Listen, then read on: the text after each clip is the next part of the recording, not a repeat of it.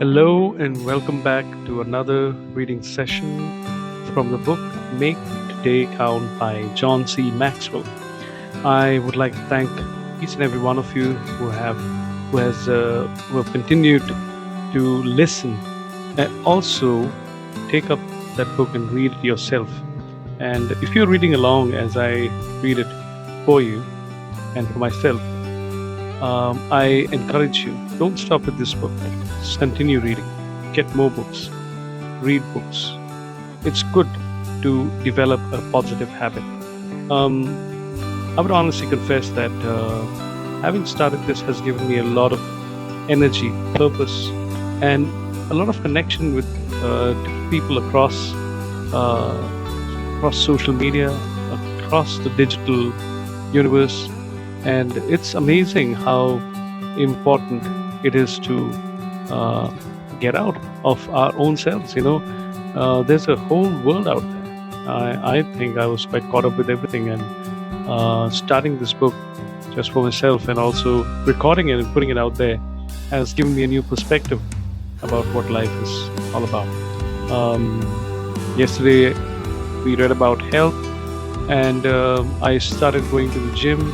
It was amazing to get back to the habit of exercise, working out, but I still have to work on my eating habits. I have a very horrible sweet tooth, and whenever, like I said yesterday, whenever I have the stress eating thing going on, I tend to, try to get a packet of biscuits or some bread and jam and stuff like that. But I'm trying. I'm gonna make sure that I keep you updated as to how that journey is going. But till now, I think I'm trying to struggle through this, and I'm not ashamed of my struggles, and I'm gonna be honest with you, because I don't know if there's someone out there who needs to hear this. Hey, if you're struggling, it's okay. Just struggle forward. Don't stop struggling. Don't go back. And there is more to this, and I can share. If you're interested, you can write your thoughts in the comments, or if you're interested to connect with me of how to work on your struggles, please write in the comments. So now let's get back to reading the fourth chapter, that's family. The fourth chapter, that's family. In 1986, when I was 39 years old, I began to notice a terrible trend. The marriages of some of my colleagues, college buddies, and friends were falling apart and ending in divorce. That really got my attention, because even some of the relationships that Margaret and I had considered to be strong had fallen by the wayside. We didn't think our relationship was in any kind of danger, but I also discovered that before their breakdowns, some of the couples had thought nothing like that would ever happen to them. This all occurred about the same time my career was taking off. I still wanted to be successful, but I didn't want to lose my family in the process. That prompted me to make one of my key life decisions, and I would do so by rewriting my definition of success. From that moment, success meant having those closest to me love and respect me the most.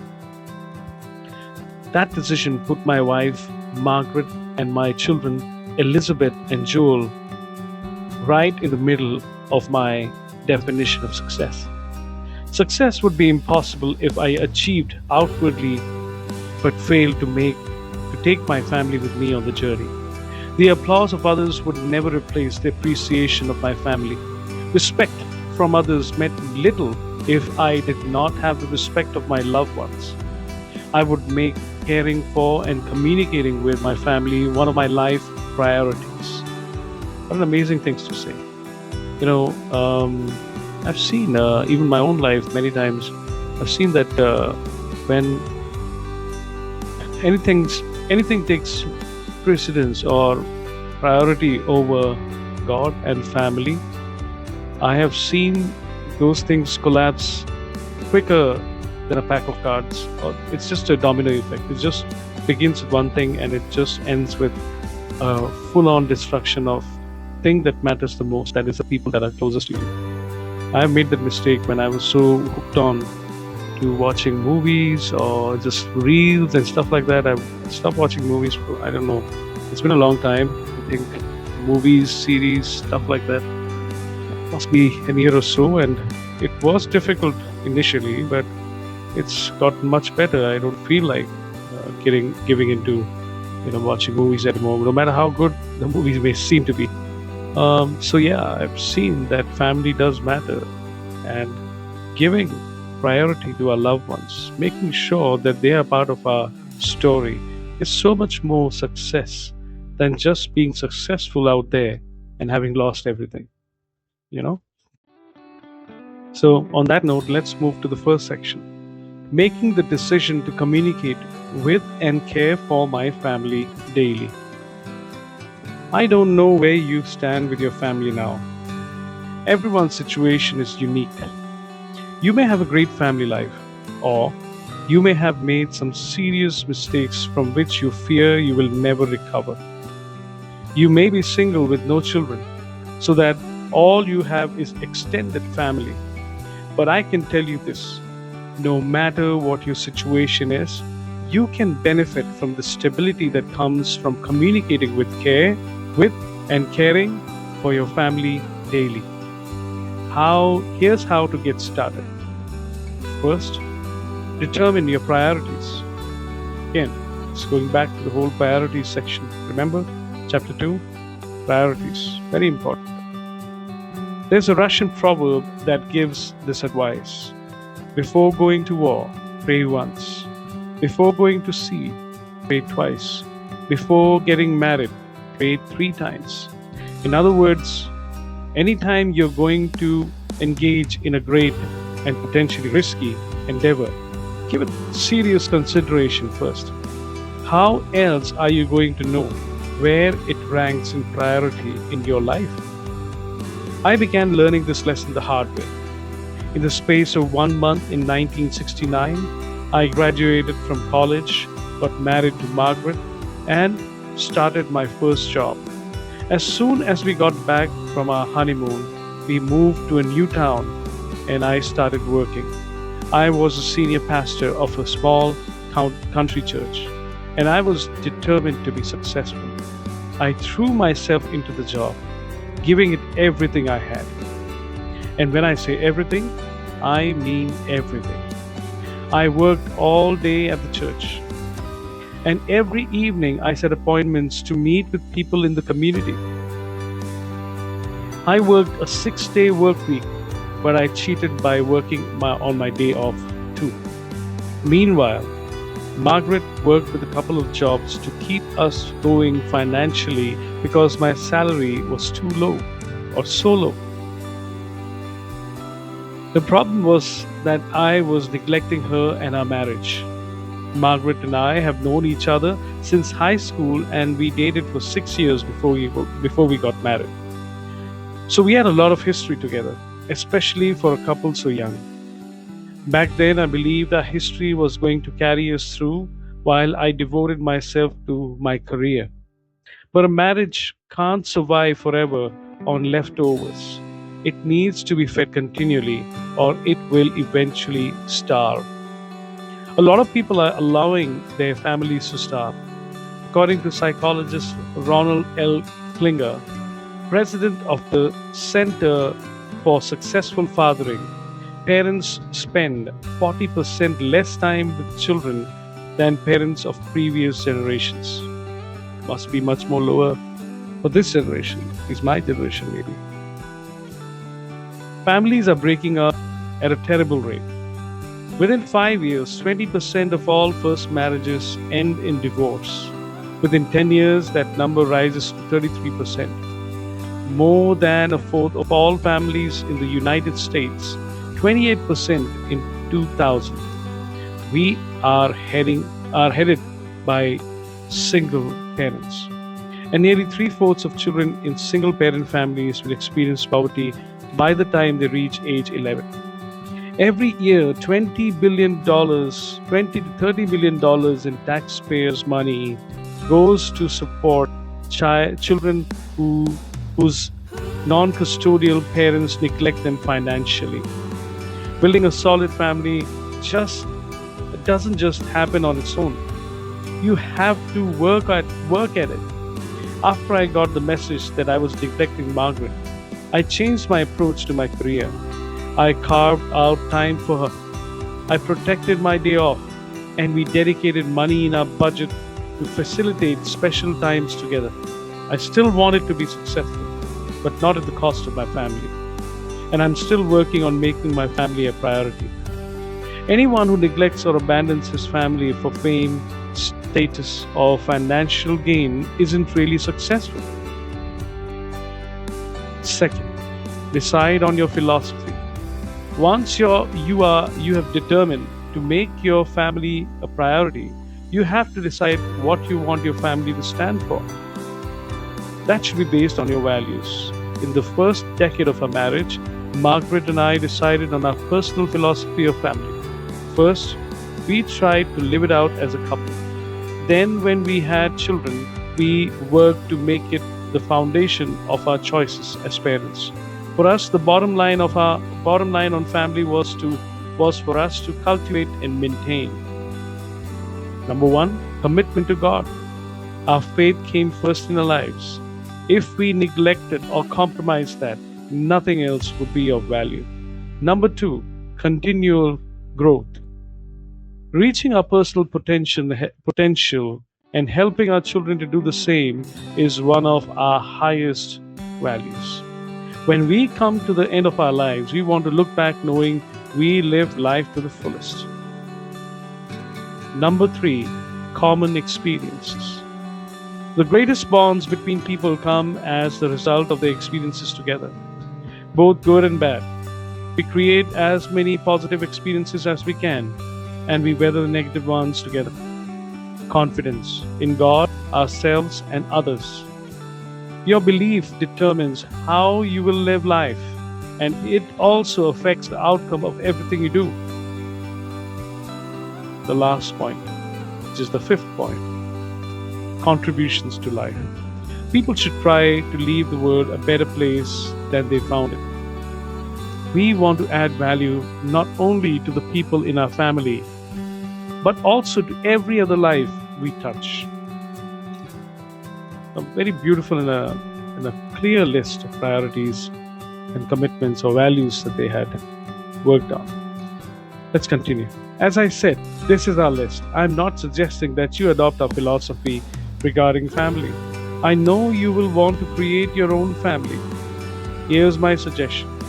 Or create your own philosophy. Here's my suggestion. Keep it simple.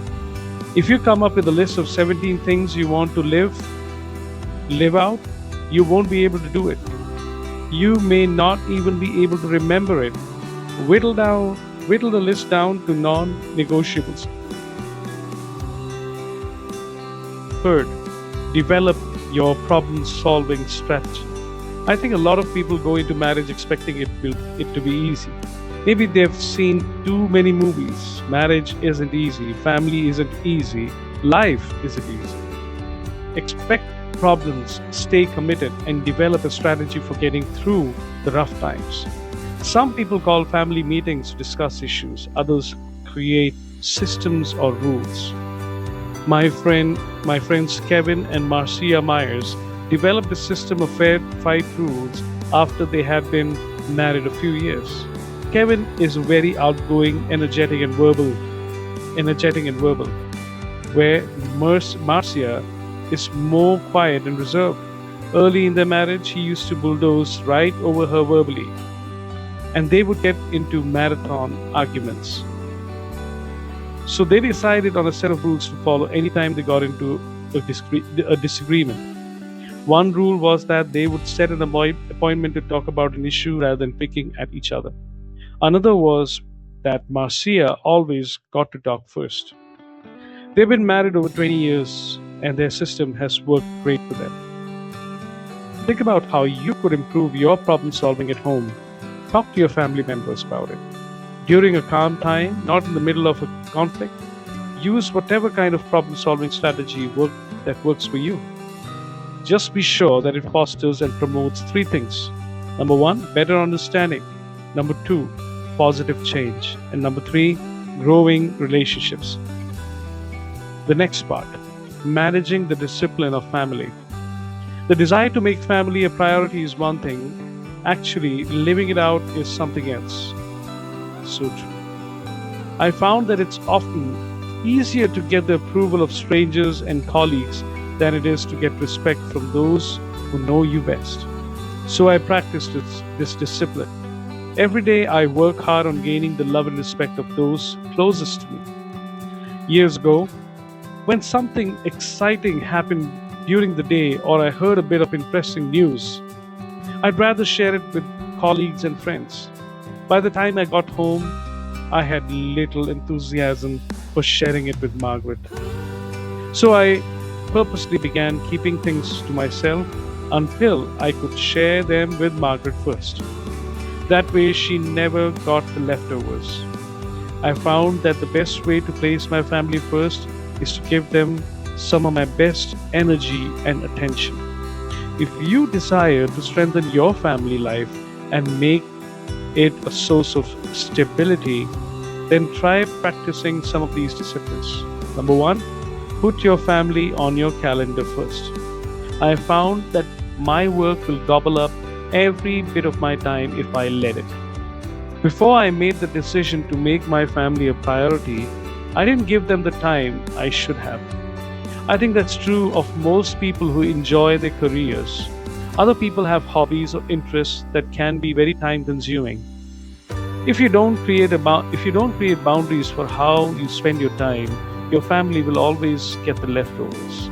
Even today, if I let my guard down, I am liable to let work take over my schedule. I battle that trend by putting my family on my calendar first. I block out weeks for family vacations. That may sound too obvious to you, but I mention it because for the first several years I was married, we determined where we would vacation based on meeting people and going places that would benefit my work. I scheduled time with Margaret not only for us to do things like see a movie or a show, but also for us to simply be together. I devote time to our grandchildren. And when our children were young, I set aside time to attend ball games, recitals, and other activities. Someone once said, you should never let yourself feel that you ought to be at work when you're with your family.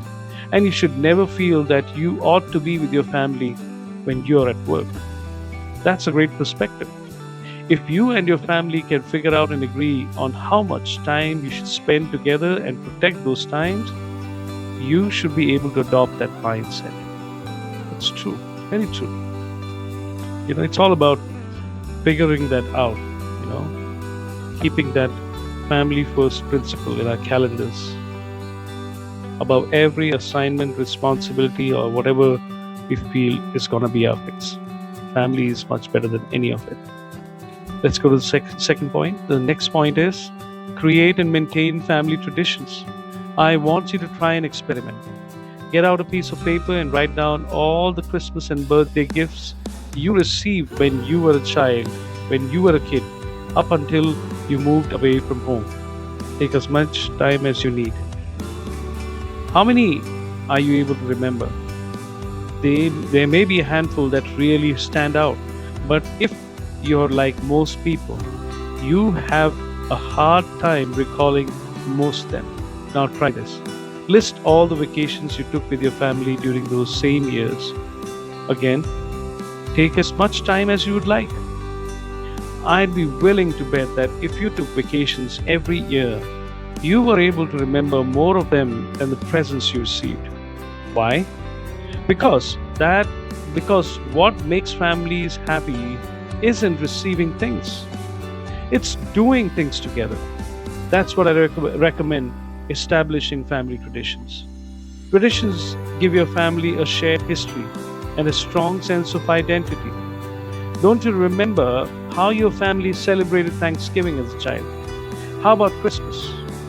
And didn't you think yours was the right way when you got married and your spouse wanted to do something else? The traditions your family kept helped you define who you were and who your family was.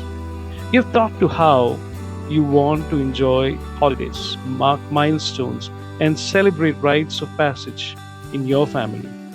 Start by basing traditions on your values and others you enjoyed from your childhood.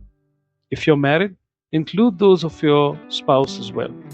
Mix in cultural elements if you want. Build some around your children's interests. Give traditions meaning and make them your own. Number 3, find ways to spend time together. For a while, the family buzzwords were quality time. But the truth is, no substitute exists for quality time. As psychiatrist Armand Nicoli says, time is like oxygen. There's a minimum amount that's necessary for survival, and it takes quantity as well as quality to develop warm and caring relationships. Since busy single parent households are so common, and in the majority of two parent families, both parents work, you have to figure out ways to spend time together. For about 6 years, when my children were teenagers, I gave up golf so that I would have more time available. And Margaret and I always worked especially hard to find time for certain things, such as significant events. We made birthdays, ball games, recitals, and so forth important. Significant needs. You can't put a family member in crisis on hold. Fun time. We found that everybody relaxed and talked more when we were having fun. One on one time. Nothing lets another person know you care more than your undivided attention. Come up with your own list of ways to spend time with your family. Number 4, keep your marriage healthy first. The relational foundation of any family is a couple's marriage. It sets the tone for the household, and it is the model of relationship that children learn from more than any other. That's why former Notre Dame President Theodore Hesburgh asserted the most important thing a father can do for his children is love their mother. No marriage is easy to keep going. It's been said that a successful marriage is one that can go from crisis to crisis with a growth in commitment. That's what it's really all about. Commitment. Commitment is what carries you through. People who use their feelings as a barometer for health of their marriage are destined for a breakup. If you intend to stay married only as long as you feel the love, you might as well give up. Just like anything else worth fighting for, marriage requires daily discipline and commitment. Number 5, express appreciation for each other. Psychologist William James said, in every person, from the cradle to the grave, there is a deep craving to be appreciated. If people don't receive affirmation and appreciation at home, there's a good chance they won't get it because, in general, the world does not fulfill that desire. One of the most positive things you can do for your spouse and children is really get to know them and love them simply because they are yours, not because or not based on performance. Number 6, resolve conflicts as quickly as possible. I've already mentioned how important it is to develop a strategy for resolving conflict, but it's such an important point that I want to remind you of it again. Every family has conflict, but not all families resolve it positively. A family's response to problems will either promote bonding or be destructive. Do it quickly and effectively, and you will bring healing. Neglect conflict, and you may find yourself agreeing with novelist F. Scott Fitzgerald, who said, family quarrels are bitter things. They don't go according to any rules. They're not like aches or wounds. They're more like splits in the skin that won't heal because there's not enough material. It doesn't have to be that way. So What's your family decision today? Where do you stand when it comes to family today? Ask yourself these three questions. Have I already made the decision to communicate with and care for my family? Number one. Number two, if so, when did I make that decision? Number three, what exactly did I decide? Your family discipline every day. Based on the decision you made concerning family, what is the one discipline you must practice today and every day in order to be successful? So here we are, folks. We have finished another chapter, but it's such an important chapter, especially in our context and times when family is always considered second fiddle to everything else. I'm even talking about religious priests, pastors, or whoever you want to talk about. The professionals, the businessmen, talk about anyone, social workers. Whenever family becomes second fiddle, it has the effects like the atomic bomb had on Hiroshima and Nagasaki. It can level lives and surroundings like nothing else. I think families are very important. They are the crux of human civilization. But if we are not willing to consider it as a priority, consider our families to be our measure of success, then we truly have never understood success and we won't be successful ever in our lives, no matter what. There's a verse in the Bible that says, if a man gains the whole world but loses his soul, what has he gained? If we lose the most important thing in our life itself, then what have we gained in life? Think about it. All right, that's it for today. Thank you so much for tuning in to listen to the fourth chapter of the book, Make Today Count by John C. Maxwell. It is a pleasure reading with you all. Thank you. God bless.